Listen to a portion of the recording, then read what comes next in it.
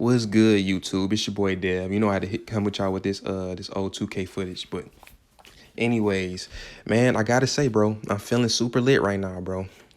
And it's all because we finally hit that 100 subscribers, bro. We actually like 155 right now, but it's greatly appreciated, man. Just keep subscribing and all that. Keep liking, keep showing love. That's gonna keep motivating me. But as promised, I'm gonna hit y'all with this 100 subscriber story time. So I'm gonna take y'all back to, man. This is probably like I think it was 2017. I was out of school. I was fresh out of high school and everything. So I had more time to work. I had more time to do everything. So I ended up picking more hours up at where I was at McDonald's then. So that was cool and everything. So I was getting paid more, so I was able to do more. So with that being said, remember I was telling y'all about how strict my parents was. Well, not only was my mom strict, but my dad was strict as well. So it was this carnival, right? And so it's actually two bad things that happened, but you gotta listen. So it was this carnival that came up. It's called the Uncle Sam Jam. Right, so it happened every year, and it's like this big carnival that happened like somewhere downriver. I think Woodhaven, I forgot, but I went. This is my first time going, I think, and I was invited to go. So I had asked if I could go, and well, no, I didn't ask if I can go. I planned on going. I just wasn't gonna say nothing about it. I just told my parents I was gonna go to work, and I ended up going there. So I ended up going to the Uncle Sam Jam and shit, right? It was all cool. It was all cool. I wasn't tripping or nothing. We was doing what we had to do. We was having fun and shit. It wasn't nothing bad happening at this point. But I say everything started to get bad probably around like later at night because that's when the first bad thing happened. I was on one of the rides from earlier. And I'm just noticing like later in the day, I'm feeling my pants. I'm feeling like my pockets and shit. And I realized like shit, bro, I ain't got my fucking keys. So I'm like, damn.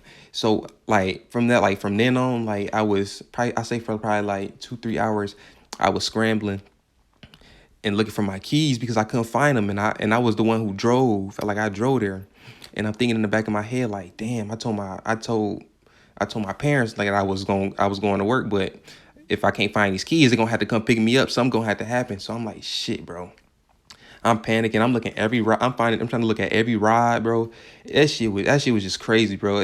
I can't even explain to y'all how much like how bad my anxiety was at that point, bro. Cause heart was beating, bro. And then like later on, like I was just pissed off at myself because like how could I let that happen? And to make it even worse, bro, it was a key. It wasn't just a key. It was connected to this long ass lanyard.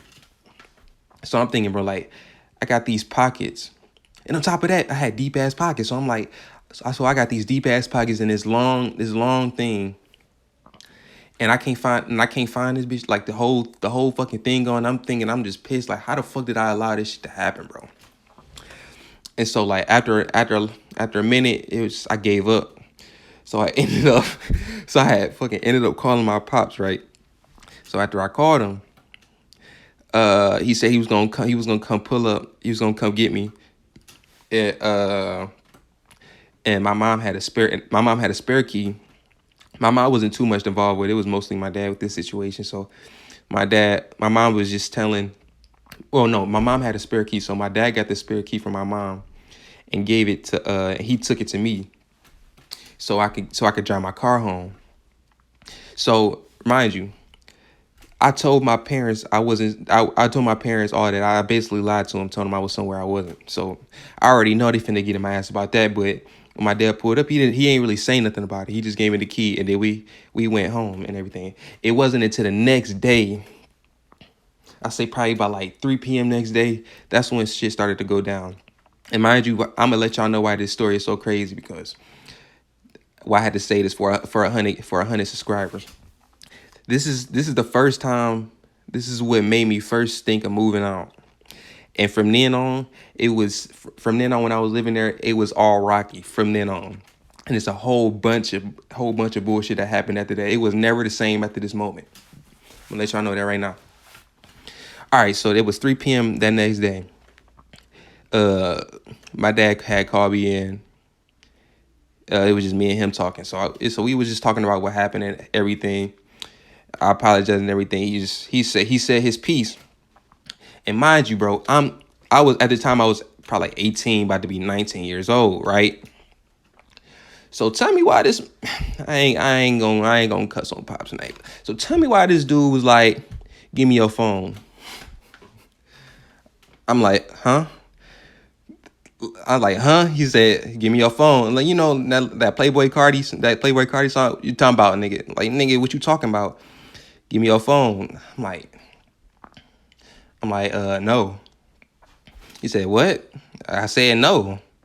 I said no because why did I say no? I was like, I told that nigga no because nigga, I was paying a fucking bill. So why would I give you my fucking phone and I'm paying the bill on it? And I'm not gonna continue to pay the bill on it.